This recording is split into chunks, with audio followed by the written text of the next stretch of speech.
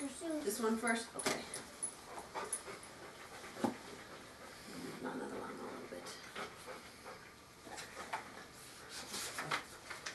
How the Grinch Stole Christmas by Dr. Seuss. To Stephen and David. Love, Abby, Joseph, and Liana. Christmas 1997. Every Who down in Whoville liked Christmas a lot. See, he's got a Christmas wreath. But the Grinch, who lived just north of Whoville, did not. The Grinch hated Christmas the whole Christmas season. Now, please don't ask why. No one knows the reason. It could be his head wasn't screwed on just right. It could be perhaps his shoes were too tight. But I think that the most likely reason of all may have been that his heart was 2 sizes too small.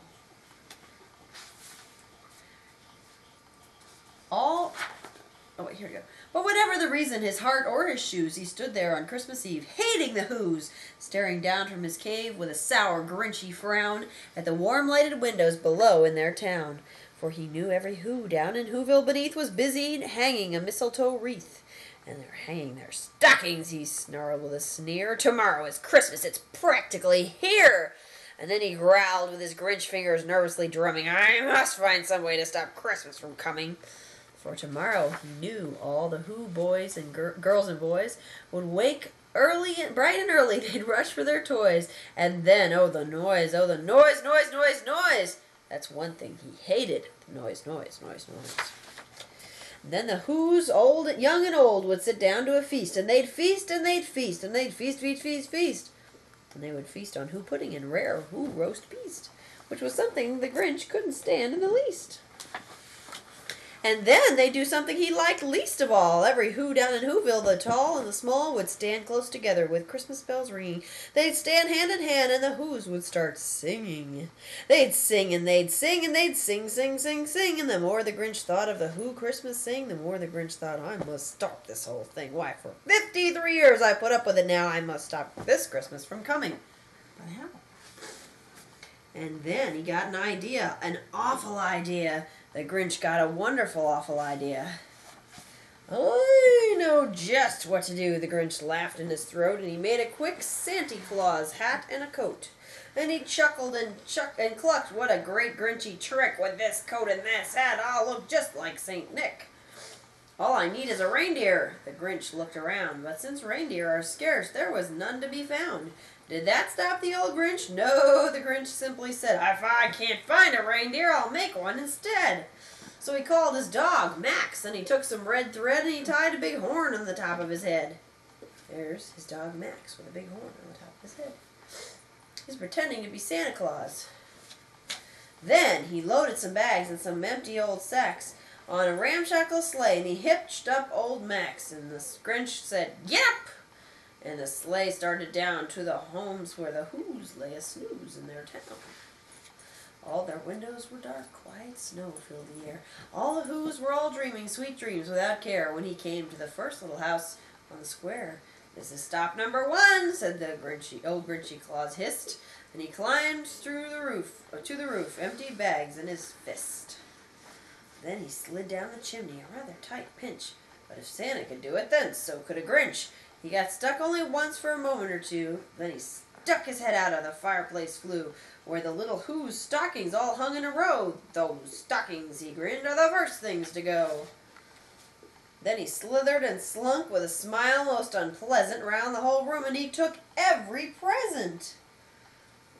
Pop guns and bicycles, roller skates, drums, checkerboards, tricycles, popcorns, and plums. And he stuffed them in bags, and the Grinch very nimbly stuffed all the bags one by one up the chimney. He's got some in his eye. What's in your eye, honey? No. You okay? Yes. Then he slunk in the icebox. He took the Who's feast. He took the Who pudding and took the roast beast. He cleaned out the icebox as quick as a flash. Why, that Grinch even took their last can of Who hash. Then he stuffed all the food up the chimney with glee. And now, grinned the Grinch, I will stuff up the tree. The Grinch grabbed the tree and he started to shove when he heard a small sound like the coo of a dove. He turned around fast and he saw a small Who. Little Cindy Lou Who, who was not more than 2. The Grinch had been caught up in this tiny Who daughter.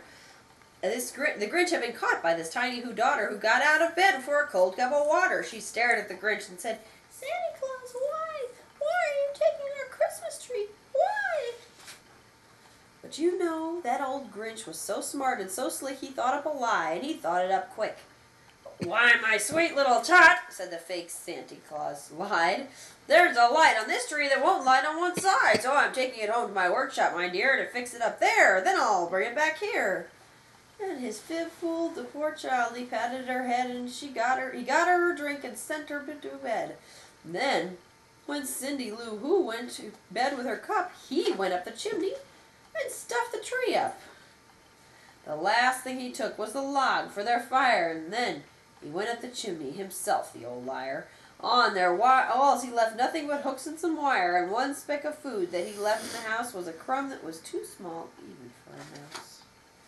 Then he did the same thing to the other Who's houses, leaving crumbs much too small for the other Who's mouses. It was 15:15 dawn, all the Who's still abed, all the Who's still a snooze when he packed up his sled. Packed it up with their presents, the ribbons, the wrappings, the tags, and the tinsel, the trimmings, the trappings. Excuse me, Junior. 3,000 feet up the side of Mount Crumpet, he rode with his load to the tip-top to dump it. Can you please not do that, Junior? "Pooh-pooh to the Who's," he said, grinchishly humming. "They're finding out now that no Christmas is coming. They're just waking up." Yes, Junior. Yes, Junior. May I help you? I'm almost done with this story. Don't you want to know what happens to all the Who's stuff? They have all their Christmas stuff, and the Grinch took it. "They're just waking up. I know just what they'll do. Their mouths will hang open a minute or two, and then the Who's down in Whoville will all cry, 'Boo!'" "That's a noise," grinned the Grinch, "that I simply must hear." So he paused, and the Grinch put his hand to his ear. And then he did hear a sound rising over the snow. It started in low, and then it started to grow. But this sound wasn't sad. Why, the sounded merry. It couldn't be so, but it was merry. Very. He stared down at Whoville. The Grinch popped his eyes, and then he shook. What he saw was a shocking surprise. Every Who down in Whoville, the tall and the small, was singing without any presents at all. He hadn't stopped Christmas from coming. It came, somehow or another. It came just the same. And the Grinch, with his Grinch feet ice cold in the snow, stood puzzling and puzzling. How could it be so? It came without ribbons, it came without tags, it came without packages, boxes, or bags. He puzzled 3 hours, till his puzzler was sore. Then the Grinch thought of something he hadn't before. Maybe Christmas, he thought, doesn't come from a store. Maybe Christmas, perhaps, means a little bit more. And what happened then? Well, in Whoville, they say, the Grinch's small heart grew 3 sizes that day, and the minute his heart didn't feel quite so tight, he whizzed with his load through the bright morning light. Then he brought back the toys and the food for the feast, and he himself, the Grinch, carved the roast beast. The end.